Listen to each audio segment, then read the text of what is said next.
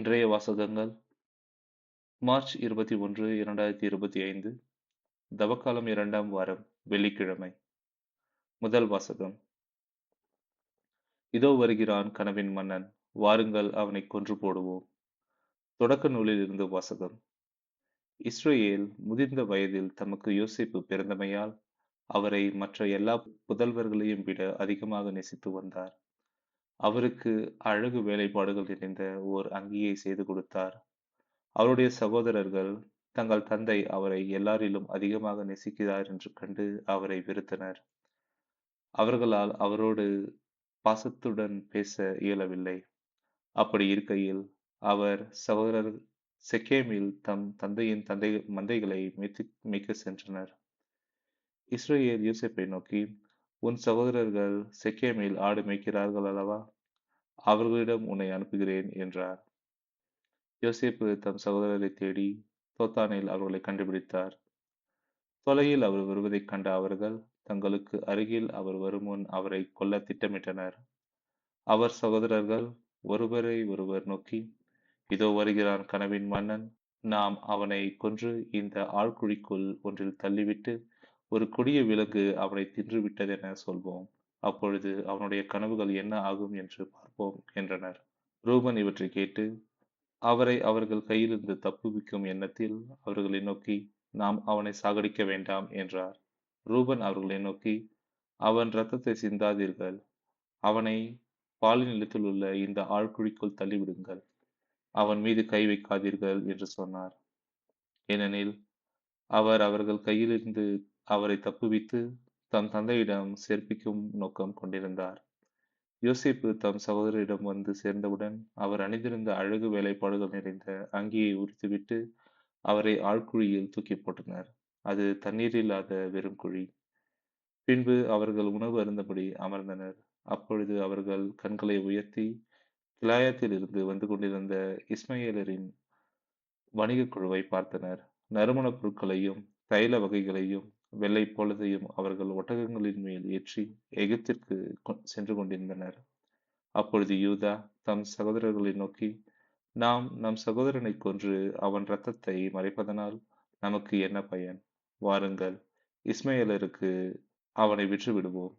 அவன் மேல் நாம் கை வைக்க வேண்டாம், ஏனெனில் அவன் நம் சகோதரனும் நம் சொந்த சதையுமாய் இருக்கிறான் என்று சொல்ல அவர்கள் சம்மதித்தனர். ஆகையால் மிதியான் நாட்டு வணிகர்கள் அவர்களை கடந்து செல்கையில் குழியிலிருந்து யோசேப்பை வெளியே தூக்கி அந்த இஸ்மவேலரிடம் 20 வெள்ளிக்காசுக்கு விற்றனர். அவர்களும் யோசேப்பை எகிப்திற்கு கொண்டு சென்றனர். இது ஆண்டவரின் அருள்வாக்கு. இறைவா உமக்கு நன்றி. பதிலுரை பாடல். பல்லவி. ஆண்டவர் செய்த வியத்தகு செயல்களை நினைவு கூறுங்கள். நாட்டில் அவர் பஞ்சம் வரும்படி செய்தார், உணவெனும் ஊன்றுகோலை முறித்து விட்டார். அவர்களுக்கு முன் ஒருவரை அனுப்பி வைத்தார், யோசேப்பு என்பவர் அடிமையாக விற்கப்பட்டார். பல்லவி. ஆண்டவர் செய்த வியத்தகு செயல்களை நினைவு கூறுங்கள். அவர் தம் கால்களுக்கு விலங்கிட்டு அவரை துன்புறுத்தினர், அவர் தம் கழுத்தில் இரும்பு பட்டையை மாட்டினர்.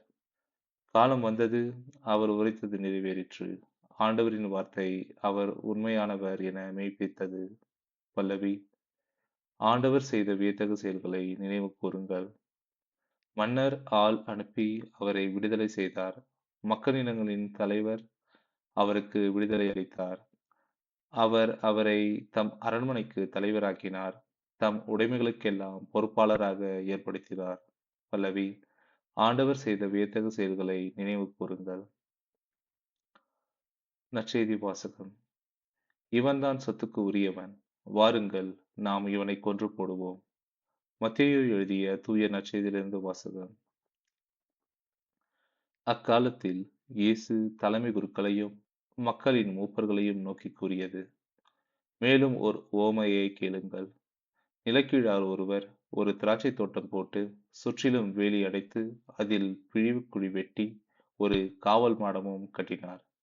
பின்பு தோட்டத்தை தொழிலாளர்களிடம் அதை குத்தகைக்கு விட்டுவிட்டு நெடுப்பயணம் மேற்கொண்டார்.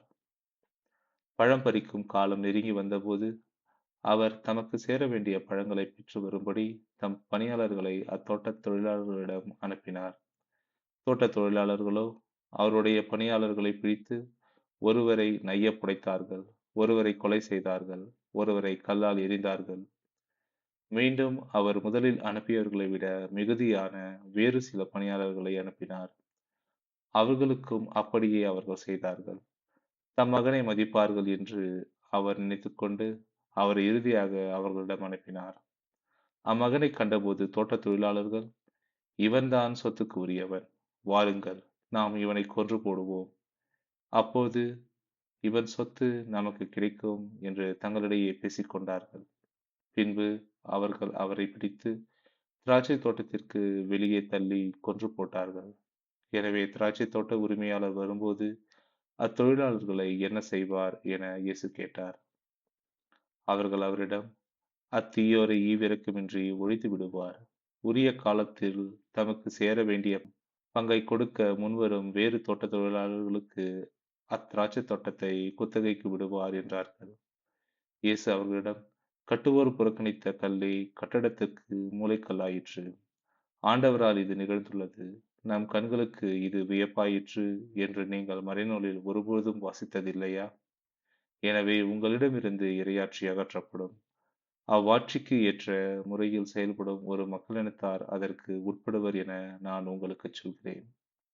தலைமை குருக்களும் பரிசேயரும் அவருடைய உவமைகளைக் கேட்டபோது, தங்களைக் குறித்தே அவர் கூறினார் என்று உணர்ந்து கொண்டனர். அவர்கள் அவரைப் பிடிக்க வழி தேடியும், மக்கள் கூட்டத்தினர் அவரை இறைவாக்கினர் என்று கருதியதால் அவர்களுக்கு அஞ்சினார்கள். இது ஆண்டவரின் அருள்வாக்கு. இறைவா, உமக்கு நன்றி.